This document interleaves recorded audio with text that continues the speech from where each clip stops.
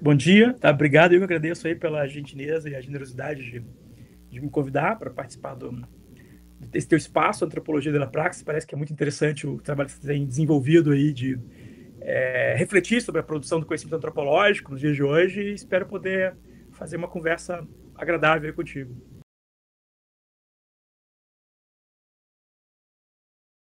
Eu me formei em bacharel em antropologia pela Universidade Federal de Juiz de Fora, em Minas Gerais, né? Então, a minha formação base, ela é antropologia. Minha primeira preocupação, minha primeira paixão nas ciências sociais foi a antropologia.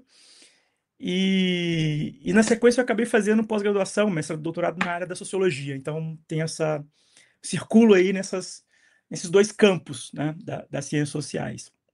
Embora, tanto pela antropologia quanto pela sociologia, meu campo de preocupação é a política, são as relações de poder, né? E por aí se dá essa minha vinculação epistemológica, teórica, mas também política com o anarquismo, que talvez seja a perspectiva ah, política e talvez a teoria, né, o campo de produção teórica e prática que mais se dedicou a ponderar a respeito, né, das particularidades das relações de poder e da vinculação das relações de poder com estruturas de dominação, né? Então, o anarquismo tem acho que um certo acúmulo e uma preocupação muito genuína em relação a essa temática, muito mais que outras perspectivas, digamos, políticas, ideológicas, que não são contemporâneas, né? Mas, bom, falando sobre a minha formação e a minha experiência com antropologia, é, talvez o meu batismo de fogo, né? Que, inclusive, que aproxima a antropologia com o anarquismo na minha, na minha vida foi a experiência de eh, tomar contato e conviver, né, com os companheiros zapatistas né, de Chiapas, no México. Então, a minha, a minha tese de doutorado foi sobre a experiência, a arquitetura de poder nos caracóis, juntos de bom governo, zapatista, em Chiapas, no México. E para poder escrever essa tese, eu fiz uma etnografia, né, da experiência zapatista. Estive em Chiapas, morei um ano lá, no ano de 2008, e de alguma forma eu pude perceber, né, na dinâmica prática da organização da vida comunitária, coletiva dos zapatistas, uma evidência empírica de que muitas das teses mais caras ao anarquismo elas tinham uma comprovação, tinha uma eh, factibilidade, né? Ou seja, o que os libertários, os anarquistas evocam como a anarquia, ou como uma sociedade que caminha rumo à emancipação, do ponto de vista de subversão das estruturas hierárquicas que produzem dinâmicas de dominação, né? Os zapatistas, de alguma forma, colocaram à prova ao instituir o que eles chamam de municípios autônomos rebeldes, né? E depois os caracóis, juntos de bom governo, ou seja, toda essa arquitetura, de alguma forma, das instituições políticas zapatistas tem né, essa afinidade com aquilo que historicamente é reivindicado pela perspectiva anarquista.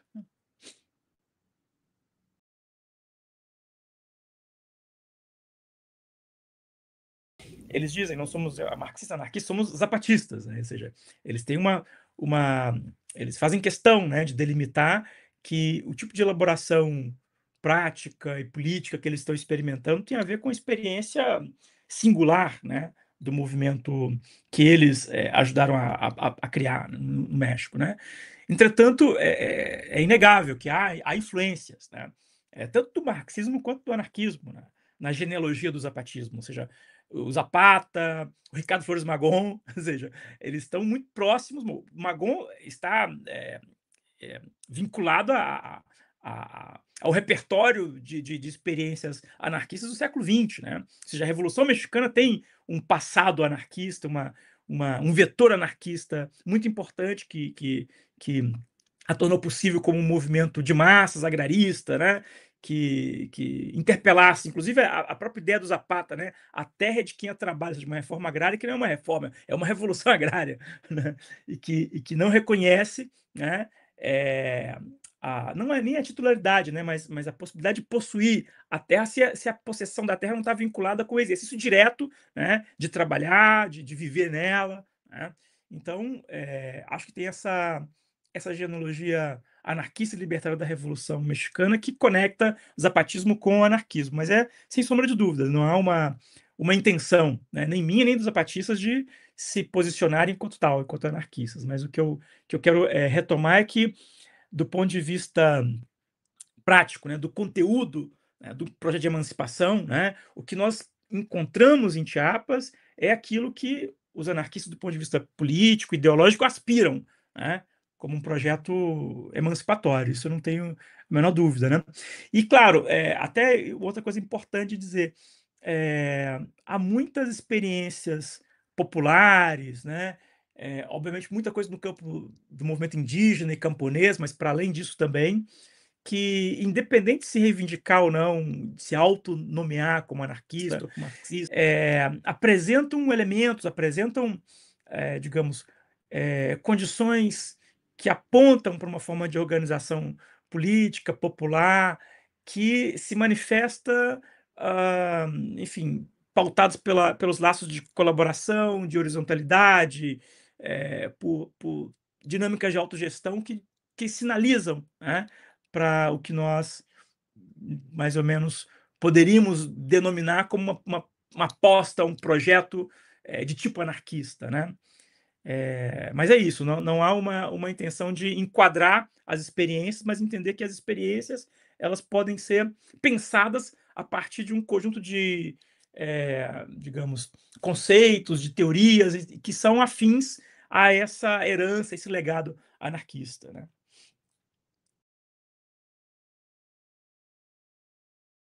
Bom, eh eu, bom, de alguma forma, todo o trabalho que eu tenho feito como antropólogo, como pesquisador, como sociólogo, né, eh, ele está vinculado, obviamente, à minha vinculação com alguns espaços, né, eh, universitários, espaços acadêmicos, e aí é bom dizer isso.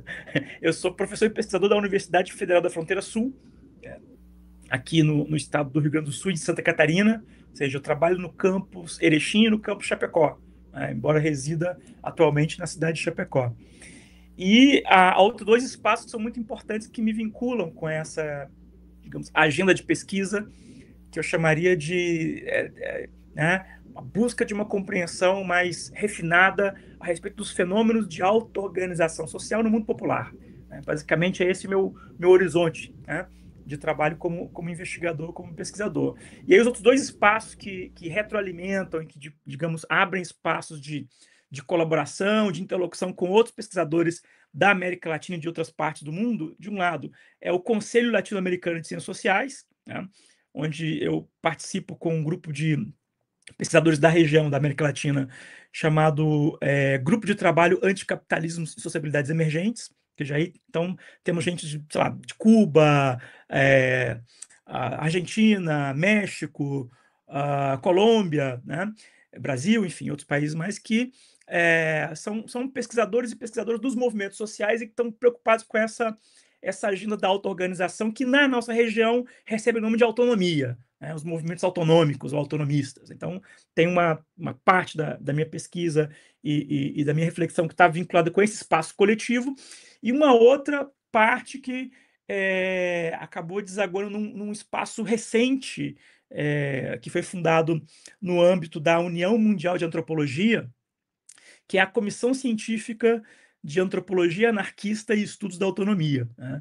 Esse é um espaço que eu criei também com companheiros da América Latina, mas que envolve também gente da Europa, da África do Sul, né, e que tem a ver com essa preocupação da União Mundial de Antropologia de criar espaços de aglutinação de pesquisadores das diferentes áreas da antropologia ao redor do mundo, né. Então esse espaço foi criado no início de março desse ano, é super novo, né? Então estamos exatamente nesse momento de nos reconhecer no campo da antropologia entre aqueles e aquelas que estão, de alguma forma, desenvolvendo perspectivas teóricas e também metodológicas da antropologia, inspirados pelo universo do anarquismo, né? Não tanto estudando o anarquismo como movimento histórico, mas entendendo o anarquismo como uma teoria política, uma teoria social, uma teoria antropológica que também pode beneficiar, né, o exercício da prática antropológica, né? Então, mais ou menos por aí que eu estou me movimentando.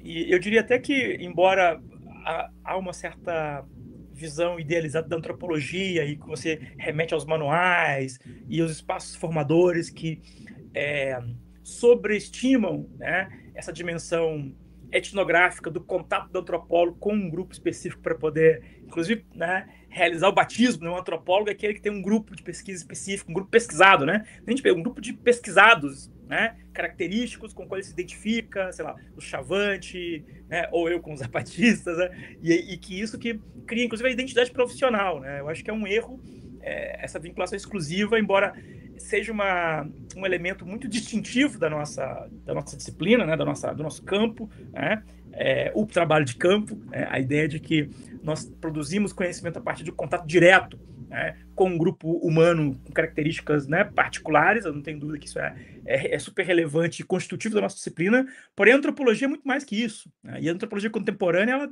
ela demonstra, né, essa sorte de características, né, que a leva a se preocupar sim com dinâmicas globais, a se preocupar com a conexão, inclusive, entre, né, determinados tipos de grupos humanos e, né, uma ecologia mais ampla de inserção numa economia com características capitalistas, nessa relação entre os Estados nacionais e o colonialismo. Então, assim, há antropólogos nos dias de hoje que estão fazendo essa conexão que você chama entre o local e o global, né?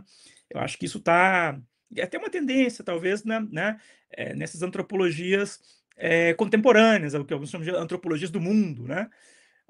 Antropologia global, né? E nesse sentido, o que a gente está tentando fazer como antropologia anarquista é levar em consideração essas dinâmicas globais, sistêmicas, estruturais que atravessam as experiências locais, né? Que atravessam e inclusive condicionam as formas de manifestação, né, dessas vidas, dessas populações, dessas dinâmicas comunitárias que muitas vezes são a matéria-prima do que nós chamamos de etnografia, né? Embora a etnografia também ela pode ser feita em situações, digamos, ampliadas, escalares, né?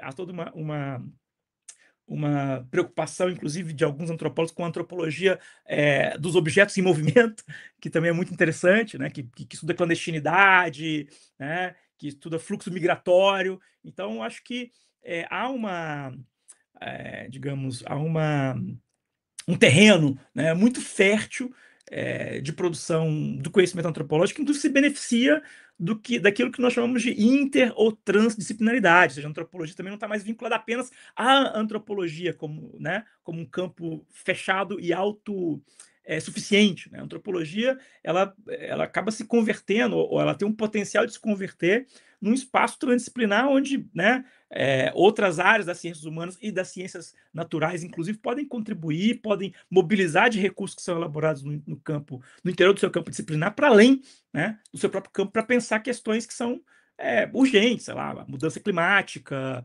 né, o neoliberalismo, como você mesmo apontou, né? Então, sim, eu acho que é uma tendência e há coisas muito potentes sendo elaboradas a partir dessa perspectiva na antropologia contemporânea, né? E a gente se soma, no nosso grupo, como parte desse movimento que se vincula à antropologia anarquista, a gente se soma a essa tendência, a gente se vê no interior dessa tendência.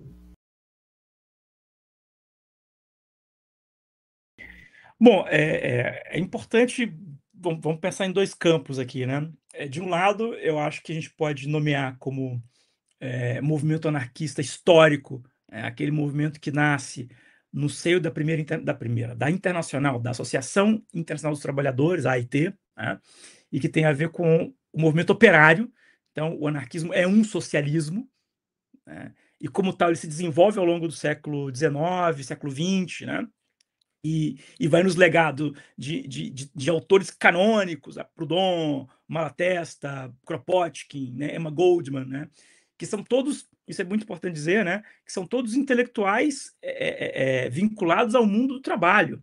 Né, são intelectuais que estão associados com a luta de classes, com o movimento dos trabalhadores e das trabalhadoras. Né. Então, tem uma dimensão teoria e prática no pensamento anarquista que é indissociável, né, que depois o Marx vai elaborar isso segundo suas próprias terminologias, mas que já isso é nascente, né, e é constitutivo do anarquismo como movimento social, político, enfim. Né.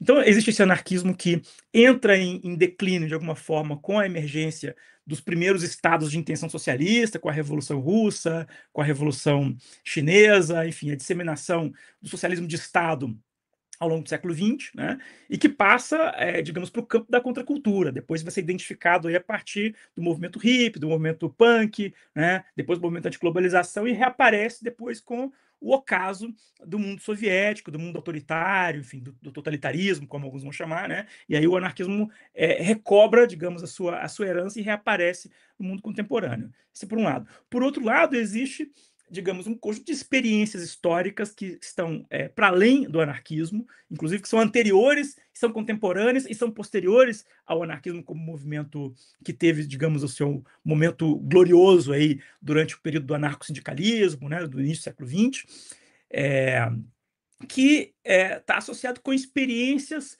populares, experiências societárias de organização da vida sem a necessidade de interpelar organismos políticos centralizadores, né? Ou seja, sem a necessidade de governo e de Estado como nós o concebemos.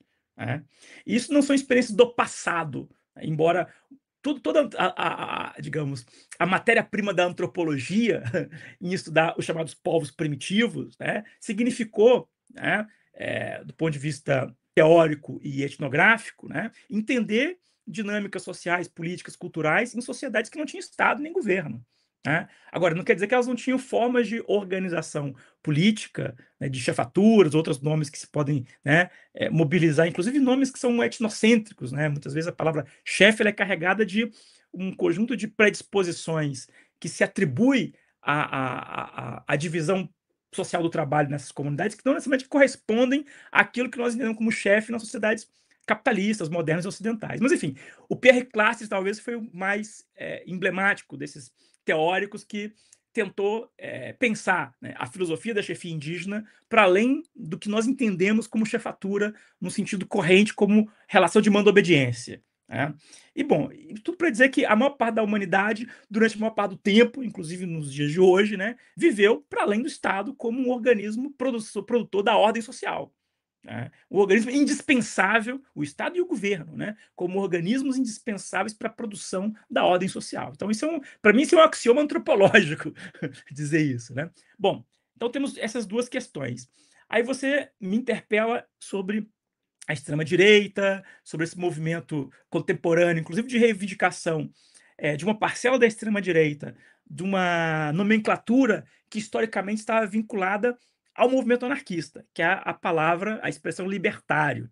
Né? Ou seja, lá na época da Internacional, na pugna que existiu entre Marx e Bakunin, né, o Bakunin ele nomeava o seu socialismo como coletivismo, mas ele chamava o nosso socialismo um socialismo libertário que se contrapõe ao socialismo autoritário e estatal do Marx.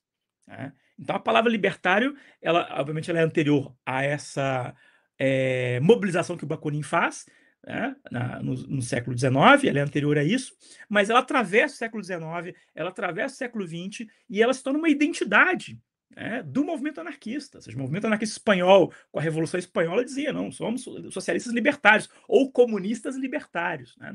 O que acontece? Essa expressão, ela, nos Estados Unidos e no mundo anglo-saxônico, ela vai ganhar uma outra conotação que vai estar vinculada com uma expressão mais individualista do anarquismo. Então, há uma tradição anglo-saxônica que, de alguma forma, associa, né, o anarquismo exclusivamente, né, com liberdades individuais, né, e essa tradição, de alguma forma, ela vai ser, digamos, a ponta de lança, ou talvez o substrato a partir do qual os ultraliberais, né, os autores ultraliberais, vão tentar se apropriar da terminologia e criar uma nomenclatura para, de alguma forma, nomear e tipologizar o tipo de sociedade que eles estavam, né, disputando no imaginário político contemporâneo. Então, o que é curioso é que, ou seja, uma parcela muito minoritária, né, do movimento anarquista, que era associado como ultra-individualista e como libertário, vai ser depois, né, mobilizada para produzir uma identificação política com um projeto que, inclusive do ponto de vista anarquista, ele é paradoxal, né? Porque os ultraliberais que querem se nomear libertários e que, inclusive, buscam fazer uma analogia do anarquismo como um anarcocapitalismo, né? Eles ventilam uma ideia que, do ponto de vista do que o anarquismo preconiza historicamente, ela é impossível. Ela é ela é delirante, porque o anarquismo ele é um socialismo, o anarquismo ele é anticapitalista, ou seja, embora a dimensão antiestatal ela sempre é mais enfatizada, né, porque era o ponto de discórdia entre o marxismo e o anarquismo, ou seja, ambos tinham consenso em relação ao anticapitalismo. O anarquismo e o marxismo são anticapitalistas. Só que o que diferencia o anarquismo do marxismo? Que além de anticapitalista, o anarquismo é anti-estatista, por entender o Estado como uma dimensão constitutiva também do capitalismo. Não tem capitalismo sem Estado, né? E os anarcocapitalistas eles se colocam nesse espaço do delírio, de acreditar que é possível um capitalismo, né, sem uma força coercitiva que pudesse garantir, por exemplo, as bases de sustentação da economia de mercado, que é o quê? O estatuto jurídico da propriedade privada, né, e a repressão àquelas pessoas que tentassem impedir, né, a acumulação, né, as dinâmicas de acumulação e logo a própria existência da propriedade, no caso da violência, do roubo, chame como quiser. Né? Então, enfim, nos dias de hoje, essa disputa do termo libertário, ela evidencia essa contradição, embora, né, os libertários como Milley estão um pouco, enfim, estão um pouco preocupados com essa coerência teórica, né, em relação a essa tradição da qual a ideia do libertário, a expressão libertária, ela é derivada. Né?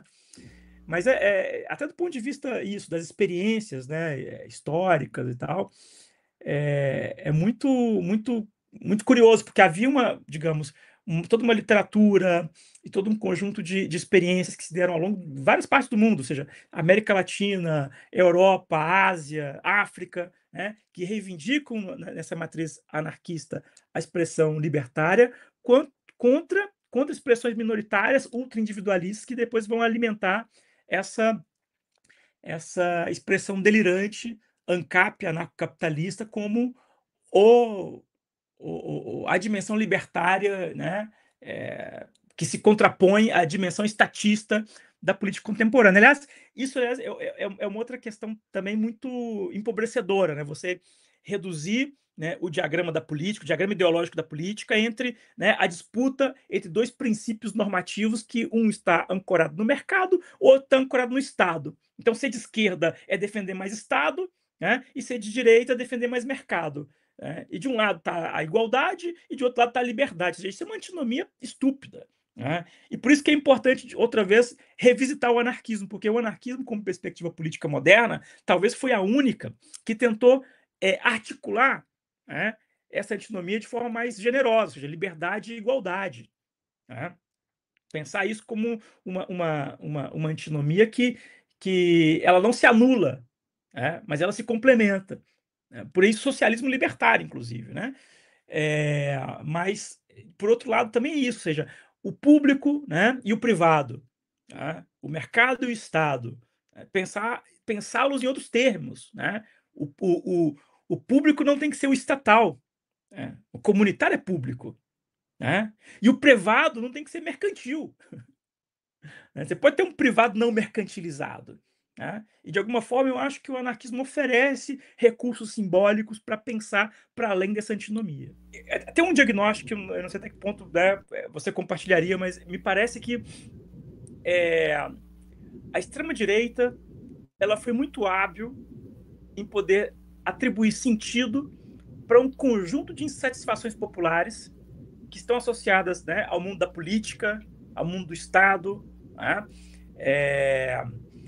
E a esquerda política, a esquerda eleitoral, de alguma forma, ela, por ter progressivamente conseguido obter espaço dentro do Estado e criou uma identidade, né, de ação política vinculada a um modo de conduzir esse Estado através de políticas públicas para ampliar, digamos, melhores condições de trabalho, ou normatizar, enfim, a relação capital-trabalho, né? Digamos que essa esquerda ela foi cada vez mais se institucionalizando e entrando numa relação simbiótica com o Estado, para inclusive manter a sua identidade como progressista, né? Mas numa teia de compromissos que a levou para práticas políticas, né, inexoráveis, que é levar adiante o desenvolvimento do capitalismo. Ou seja, não tem como romper, né, com as dinâmicas de desenvolvimento do capitalismo dentro do Estado, a partir do Estado, porque o Estado ele é fundamentalmente a parte formal, política, institucional do capitalismo. Então, essa esquerda se tornou a defensora e a protetora da ordem, né? E essa extrema-direita, ela aparece como aquela que catalisa as insatisfações populares, né? Inclusive insatisfações de rebelião, como as de 2001 na Argentina, como as de 2013 no Brasil, né? E deu uma linguagem política, né, para uma crise antissistêmica, né? Tanto que a extrema-direita ela se projeta como antissistêmica, embora ela não seja, né? Ela se projeta como atacando o Estado, atacando a política, atacando os governos, né? Mas ela não é isso, né? E a esquerda perdeu né, perdeu, digamos, o bonde da história, a esquerda política, a esquerda eleitoral, né? E daí eu não sei muito bem, Sérgio, assim, o futuro disso, né? Dessa esquerda e dessa direita. Porque essa direita, como eu disse, ela cometeu um estelionato, ou seja, à medida que ela entra no Estado de novo, né, ela promete acabar com isso, ela promete acabar com a casta, né, mas ela se converte numa casta. Ela reproduz a dinâmica da casta. E ela precisa, como você disse muito bem, né, do Estado para poder ampliar as possibilidades de negócio, de fazer negócio, de mercantilizar a economia, de mercantilizar a vida, de mercantilizar a cultura, né? Então não tem abolição do Estado, não tem diminuição do Estado, tem a reconversão de certas características do Estado que tinha relação com políticas sociais, com, enfim, com uma certa agenda, entre aspas, de contenção do conflito capital-trabalho, né?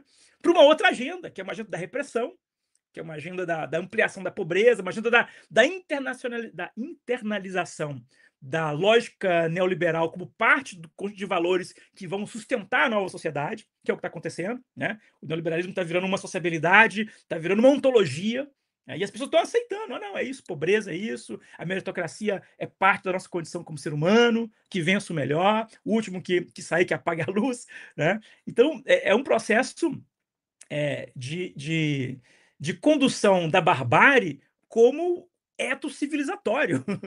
E a direita está ganhando essa luta, está ganhando a extrema-direita, né, particularmente. Né? É, mas, enfim, de todo modo, mesmo vencendo essa luta, mesmo conseguindo enganar a maior parte das pessoas a maior parte do tempo, né, tem fissuras, tem contradições, né? Sempre tem fissuras, sempre tem contradições, e aí é um pouco a aposta, né? De entender como essas fissuras, como essas contradições podem se manifestar como novos movimentos que vão se contrapor a essa agenda, né? A essa lógica de organização da vida, né? E resistir, de alguma forma, a uma política de extermínio, de genocídio, que se dá por, né, acentuação das condições climáticas, a acentuação da extrema pobreza, né? E por aí vai.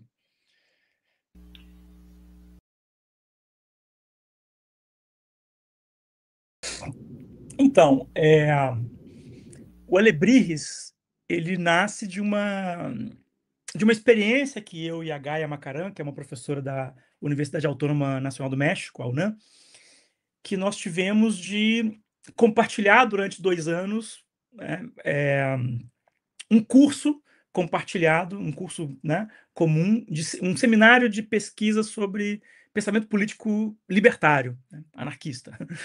E dessa nossa agenda nessa nossa preocupação de levar isso para a sala de aula, discutir isso com os estudantes de graduação e pós-graduação, foi nascendo, né, o esqueleto do que seria esse livro, né.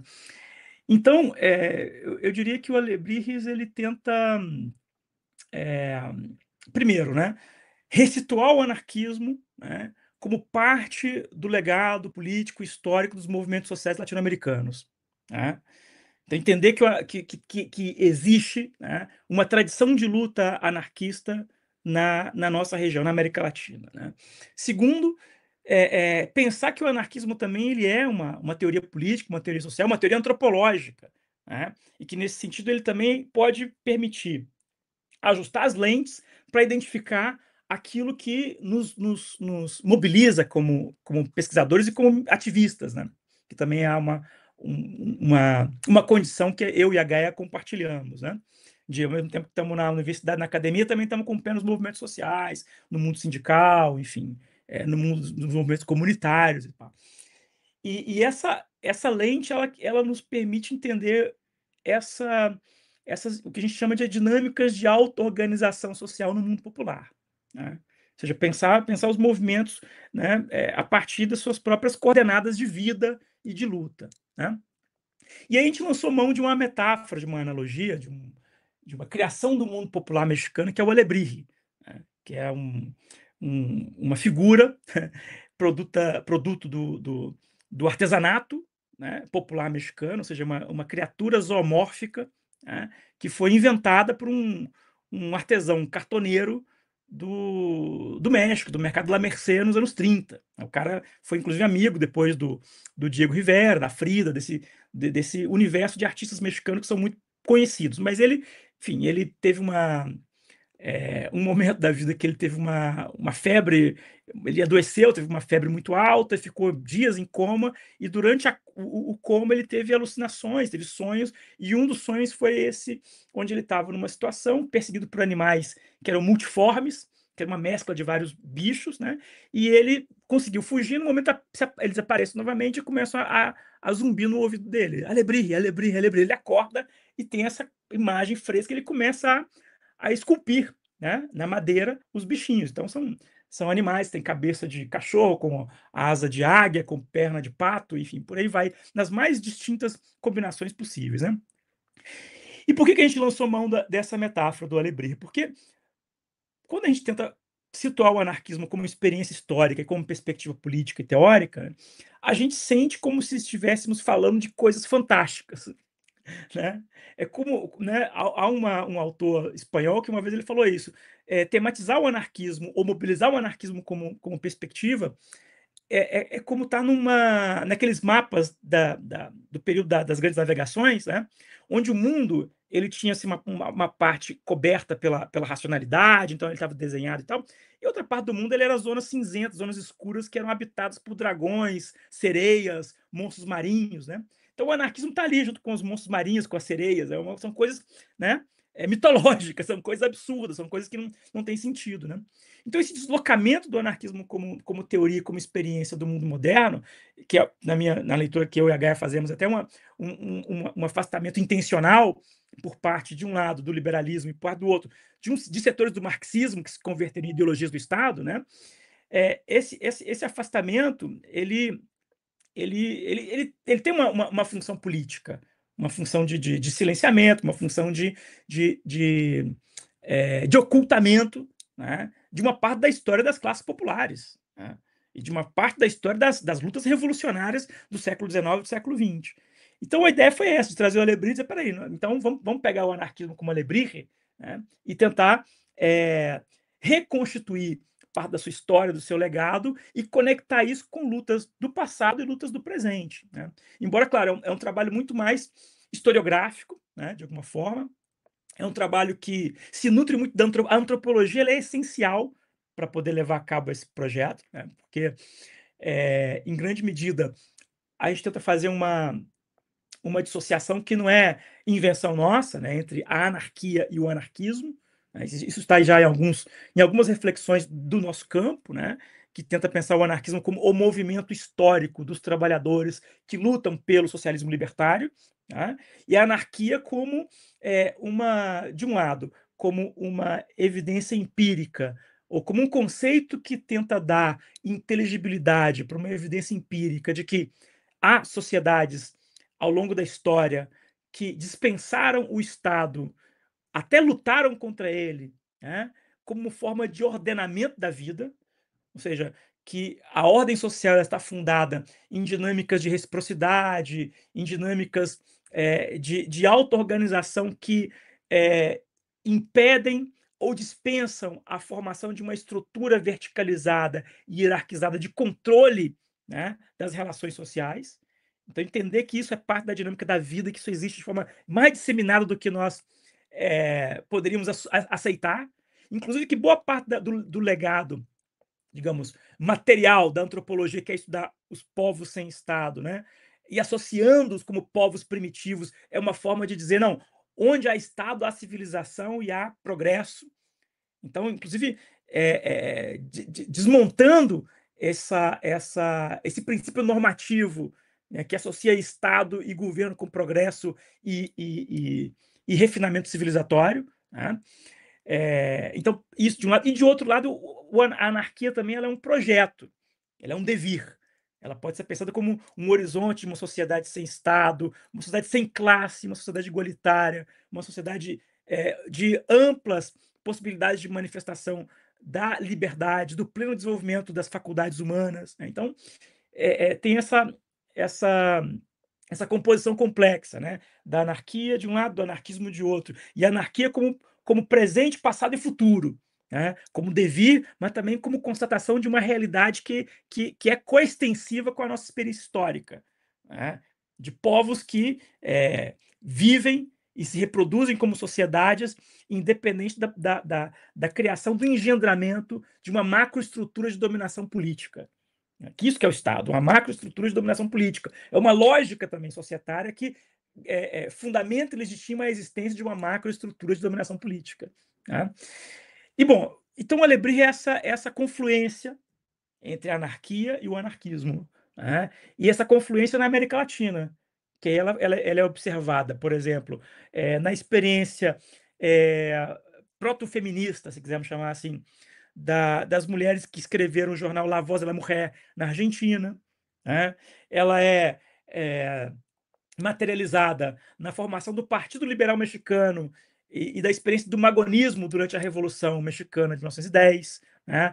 Ela é exemplificada na trajetória do sindicalismo andino, do anarco-sindicalismo andino, né, no Peru, na Bolívia, né? Então, você tem ali algumas experiências históricas na América Latina que demonstram, né, esse encontro, digamos, fortuito, esse encontro sinergético entre o movimento histórico, né, operário, que era, digamos, orientado pelo anarquismo, e as experiências das próprias populações autóctones, locais, camponesas, indígenas, que, em razão da sua do seu repertório de organização, de resistência, de luta anticolonial, né, encontram o anarquismo, e se encontram com o anarquismo e a partir daí produzem, né, uma experiência própria, singular, de luta contra o Estado, contra o capitalismo, contra o patriarcado, contra a colonização. Isso que é interessante também de destacar, né, porque eu estou falando de lutas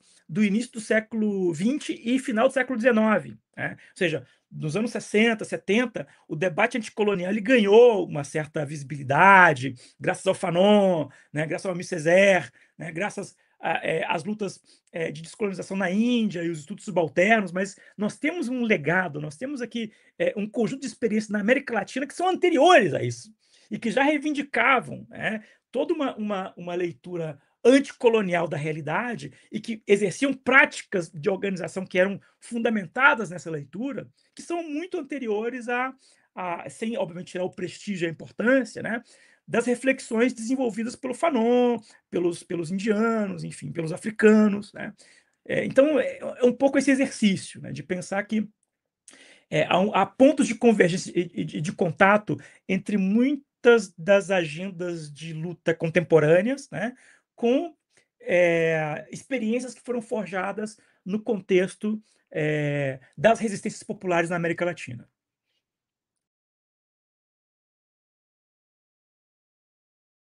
a antropologia ela tem ou seja, a perspectiva antropológica ela oferece ferramentas que são indispensáveis para entender, né, a naturalização de dinâmicas de dominação e de poder. Acho que, bom, entre tantas outras possíveis, mas pensando precisamente nesse ponto, né, que é o que nos interessa agora para conectar com o anarquismo, né? Então, inclusive o que eu estou chamando de axioma antropológico, né? Ou seja, as sociedades existem independente dos estados e dos governos, né? Ou seja, o estado e o governo é,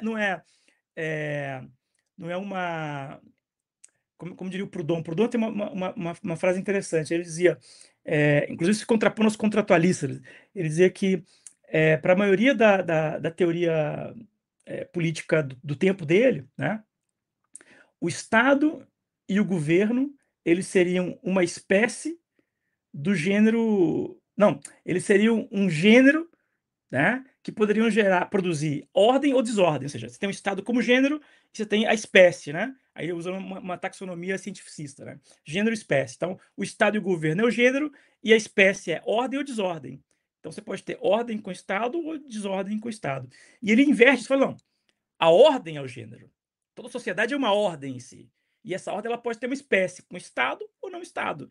Né? Ou seja, outras configurações institucionais de normatizar as relações de poder. Né? Então, isso que eu chamo de axioma antropológico, ou seja, a sociedade em si ela já é uma forma de ordenamento complexo da vida social. Né?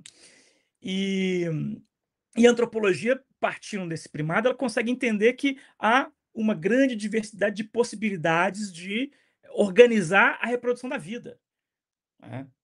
E entender essa diversidade, entender essa pluralidade de vias de existir como ser humano, isso em si já é um recurso simbólico tremendo, né? Que permite desnaturalizar as formas de vida, as instituições políticas ou as instituições econômicas dominantes. Né?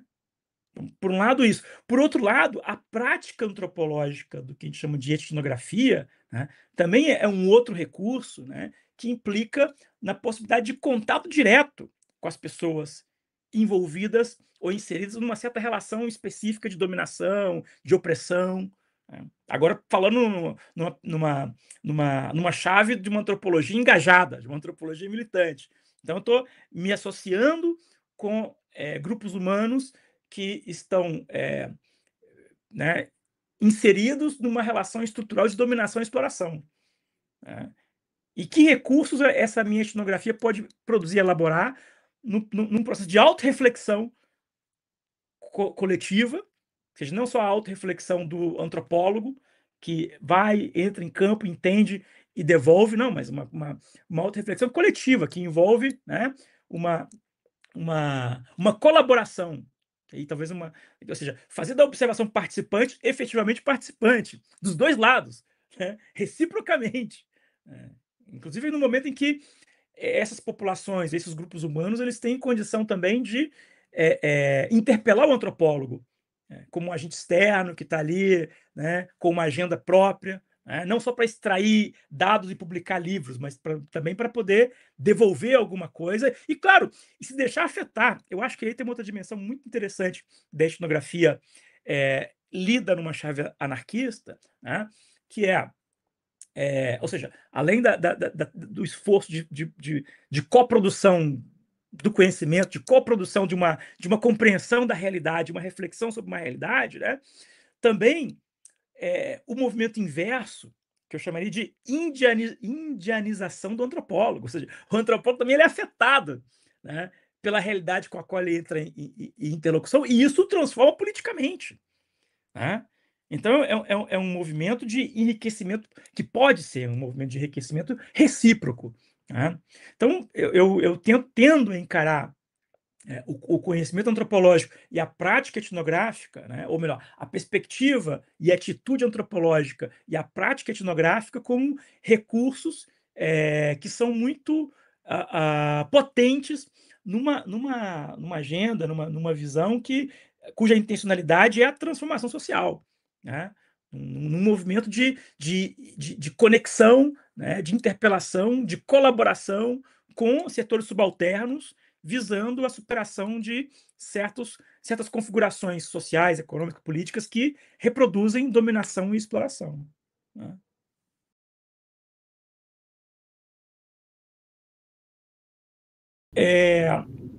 O atual, meu atual projeto de pesquisa nesse momento é um projeto que está vinculado com a dimensão, vou dizer, a dimensão histórica de recuperação da memória da luta anarquista.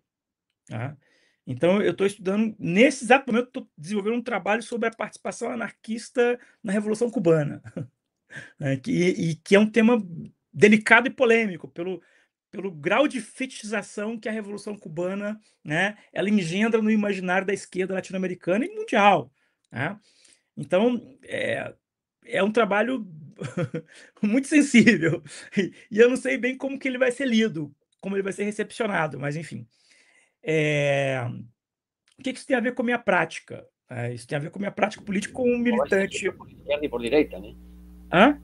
Como vai ser lido por esquerda e por direita. Sim, por esquerda e por direita, com certeza. Mas eu vou dizer que me preocupa mais a leitura da esquerda. Por incrível que pareça, né? Porque tem muito dogmatismo, muito sectarismo em relação a, né, a certos mitos que são criados no nosso campo, no campo progressista, no campo revolucionário, de esquerda e tal. Mas, enfim,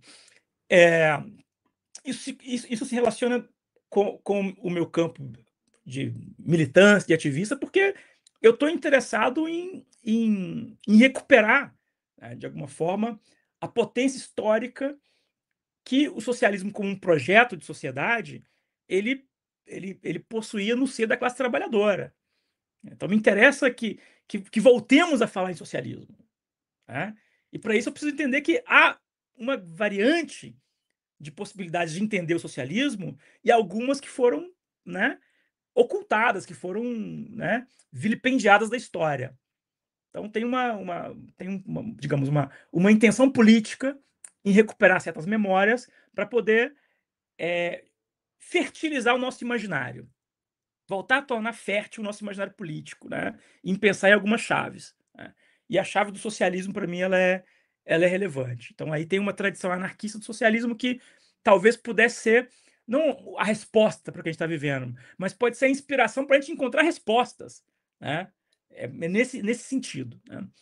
E claro, por outro lado, eu tenho uma vinculação, prática com o meu ambiente de trabalho e logo com o mundo sindical vinculado ao meu ambiente de trabalho. Eu tento de alguma forma, permitir que a minha compreensão e que a minha que o desenvolvimento das minhas atividades no campo profissional da antropologia e da sociologia reverbere também na minha atuação como sindicalista, né, no campo da educação. Então eu me considero um trabalhador da educação e da cultura. E eu tenho um sindicato, eu luto dentro de um sindicato, claro, com todas as limitações de um sindicato, reconhecido pelo Estado, que tem toda uma tradição de luta que é atravessado pela disputa dos partidos políticos. Então não é fácil também militar um sindicato nos dias de hoje, também pelo descrédito que o sindicato possui no campo, né, da organização popular, né.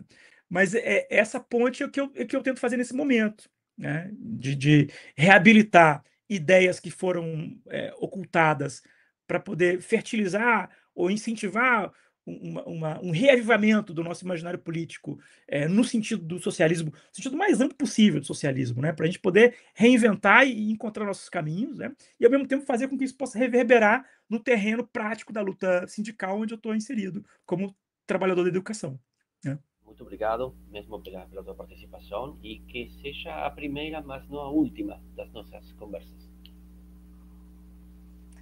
Ô Sérgio, eu que agradeço aí novamente pela sua, né, a sua generosidade de, né, fazer o convite, de criar essa interlocução aqui. Gostei muito do pouco que você me apresentou do seu trabalho, pela antropologia da praxis, né, achei bem interessante o que você está fazendo. Eu espero que isso se torne, né, quem sabe, um espaço, uma ponte, né, para a gente poder intercambiar outras coisas, quem sabe colaborar em projetos futuros, né. Como eu disse, eu faço parte de 2 coletivos que, né, estão se movendo, de um lado, pela América Latina, um pouco preocupado em entender as dinâmicas de mobilização popular, nos movimentos sociais da região, e de outro, né, esse coletivo de antropólogos que de alguma forma se conecta com o anarquismo e que querem pensar de forma global essas lutas ou essas dinâmicas também populares, mas numa chave, né, na qual o anarquismo possa contribuir como teoria também, né?